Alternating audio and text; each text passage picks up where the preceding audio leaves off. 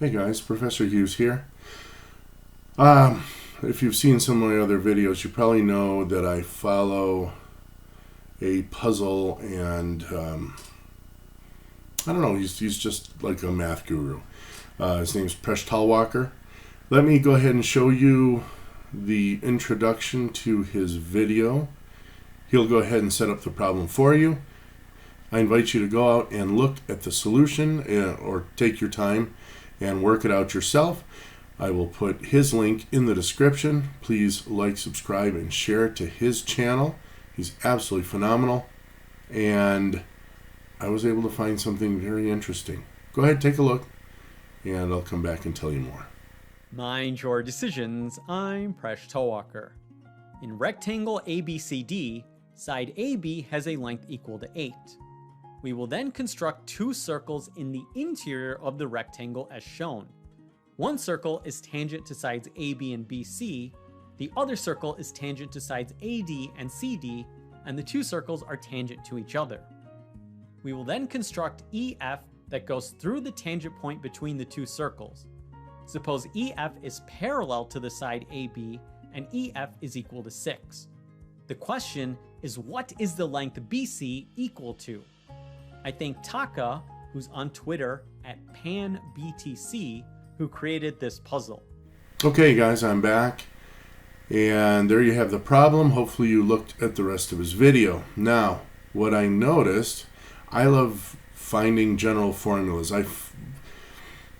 If you watched, you found out how to solve the problem. And here I'm going to go ahead and try to explain why the problem works. Okay? There is a second value that is part of the solution. You'll notice that he took his circles and he went back and forth. But what he never did was take one of the circles to 0. What happens then? Go ahead and watch the rest of my video and you'll find out. It was like one of those poof for me. Alright? So hopefully it does the same thing for you. Enjoy the video, like, subscribe, and share. I don't have any merch yet. Alright, you guys. We'll see you soon. Okay, so let's get started. Amazing. 2 solutions for this incredible circle puzzle. Alright? Okay, so here's the figure that I drew up. Alright? Let's explain a little bit. X at the very top. Again, if you watch Presh's solution, you already know what that is. You know that n equals 8.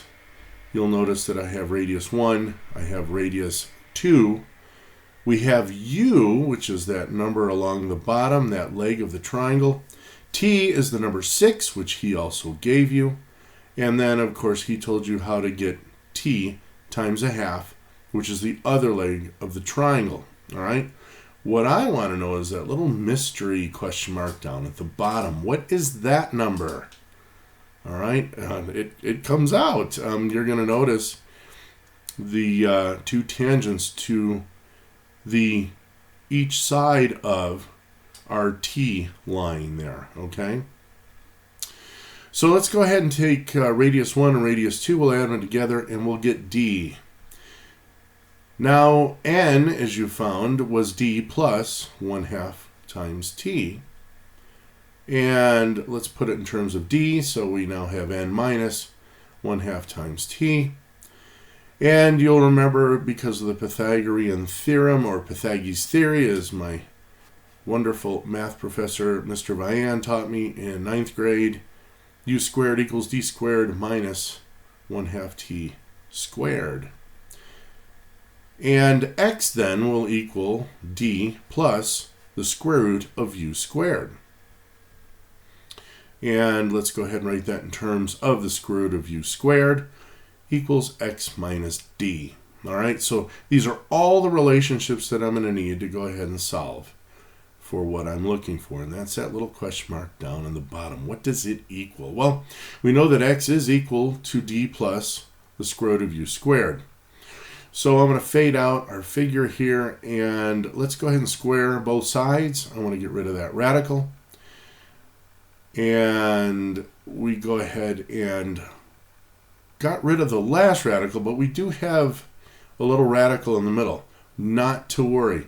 we can go ahead now and replace all of the d terms and the u squared term and the radical u squared term. So here it is. You'll notice that d squared is n minus t over 2 squared. And then all we did was just continue on replacing d. Remember, the root of u squared came to x minus d, which is there, n minus t over 2. And then we finally went ahead and replaced u squared with its n and t values. Okay, so let's go ahead and take a look at that formula. What we're going to do now is we're going to expand everything. I'm just going to multiply it all out, and then we're going to simplify it. All right, I'm not going to go through those steps. I'll give you the results. You go through them. If you have questions, ask me. I'll be happy to share with you how to do this. This is just simple algebra. I mean, it looks complex, but each individual part's rather simple. All simplifies down to x squared equals 2xn minus xt plus t squared over 4 minus t squared over 2. We can further simplify that out and get our b coefficient to x. Oh, and now we have a quadratic formula. So we have x squared minus 2n minus tx plus t squared over 4. So our coefficient our a coefficient's 1, our b coefficient is negative 2n minus t, and our c coefficient is t squared over 4. We set that equal to 0, and that means I have two solutions. So let's go ahead and use the quadratic formula and get this guy all sorted out. We now have everything we need. X equals n minus t over 2 plus or minus the radical of n squared minus n times t. Okay, so let's bring our diagram back.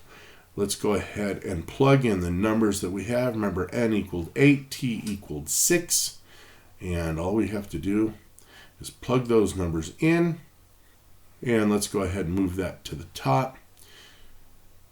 We wind up with x equals 5 plus or minus 4. Okay, well, the first number's fine. X equals 9. We already knew that. But here's that second number I was talking about. It turns out that x isn't always 9. It might equal 1 because, remember, we have some tangents along the insides of this rectangle, but we also have some tangents on the opposite side of our t-line. The distance between those two gives us our 1 value. Had it been negative, I would have probably just ignored it, obviously, but it actually had some substance. Now, let's go ahead and put in our values. X equals 9, x equals 1.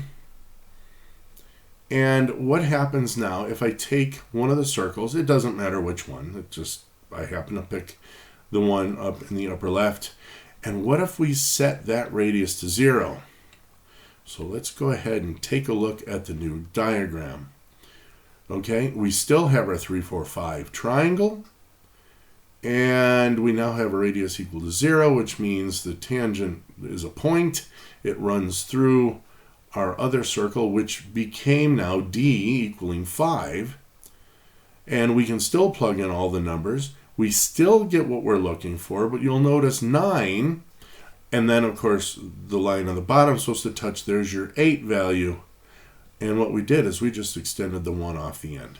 All right? So you still get your 9, you still get your 8, and you still get your 1 using that formula. That formula will always solve this problem. Now, if I had done the reverse and taken R2 and set it to 0 and allowed R1 to become 5, you'd still have the same relationship just on the other end, or the other corner, I should say, of our little rectangle. So x equals n minus t over 2 plus or minus the square root of n squared minus n times t.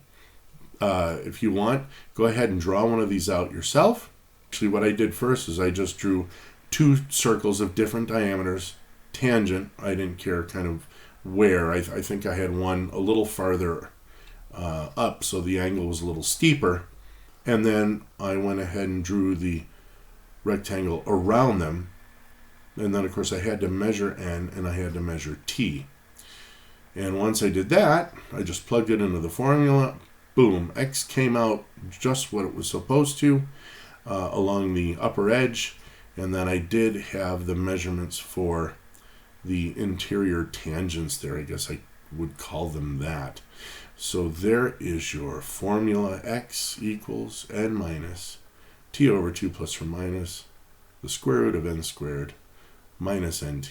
Will solve any problem similar to this, that which was proved.